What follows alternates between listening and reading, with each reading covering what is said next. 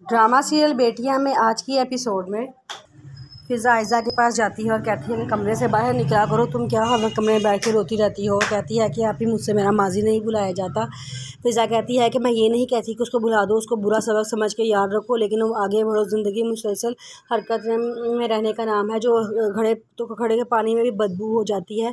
तुम आगे बढ़ना चाहिए, तुम ऐसा करो, तुम यूनिवर्सिटी में दोबारा दाखिला ले लो। वो कहती है कि अबू मेरा नहीं ख्याल कि अबू मुझे दोबारा पढ़ने की इजाज़त देंगे। जिस पर फ़िज़ा कहती है कि तुम परेशान ना हो, मैं तुम्हें अबू से इजाज़त ले दूँगी। आयज़ा कहती है कि नहीं, अब मेरा भी दिल नहीं है कि मैं अब आगे पढ़ूँ।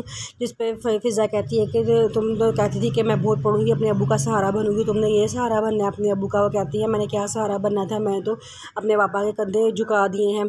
जिस पे फ़िज़ा कहती है नहीं, ऐसी बात नहीं है, तुम थोड़ा सा ही खाना खा लो। वो कहती है नहीं, यहाँ पे मेरा दिल नहीं कर रहा है। क्या है कि वो बाहर चली जाती है। फ़िज़ा कहती है कि मैं ज़रूर बाबा से बात करूँगी और उसको लाजमी तालीम दिलवाएंगे और उसको ज़रूर बाबा का सहारा बनाएंगे।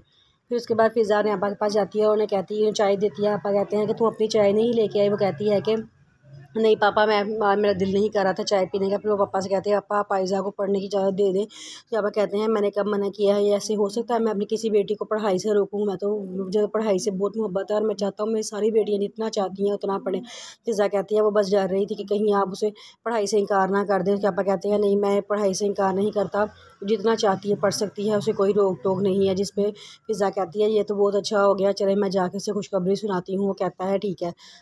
फिर उसके बाद दानिश को एक बहुत बड़ा क्लाइंट मिलता है, लेकिन वो कहते हैं कि आपने पार्टी में आना है, अपनी बीवी के साथ आना है। लेकिन जिस पर दानिश परेशान हो जाता है, घर आके अपने घर वालों को सारी बात बताता है। उसके पापा कहते हैं कि हमारे पास सिर्फ एक ही हल है कि हम जाके बहू को घर वापस ले आएँ, आज या कल भी तो लेकर आना ही है ना, तो हम आज ही भला जाकर ले आते हैं। जिस पर दानिश कहता है मैं उस लड़की से नफरत करता हूँ, मैं कभी भी उसे अपने घर वापस नहीं लेके जा सकता। जिस पर पापा कहते हैं अगर तुम चाहते हो कि ये प्रोजेक्ट हाथ से ना जाए तो तुम्हें अपनी बीवी को घर वापस लाना ही होगा।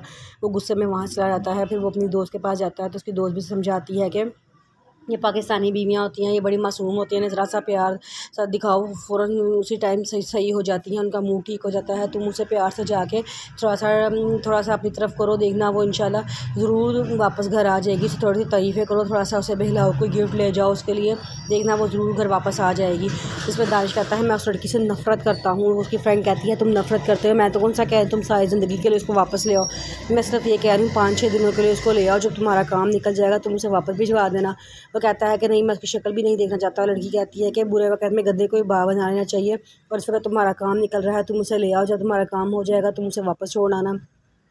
सिंपल सी बात है। पहले तो दानिश बहुत इनकार कर रहा होता है, कहता है नहीं मैं उससे नफरत करता हूँ, मैं उसकी शक्ल तक देखना नहीं चाहता, तो सारी ज़िंदगी गुजारना दूर की बात है। लेकिन फिर आहिस्ता आहिस्ता जब उसकी फ्रेंड उसको समझाती है तो उससे बात समझ आना शुरू हो जाती है, और वो कहता है कि मैं सोच रहा हूँ कि मैं उसको वापस ले आऊँ।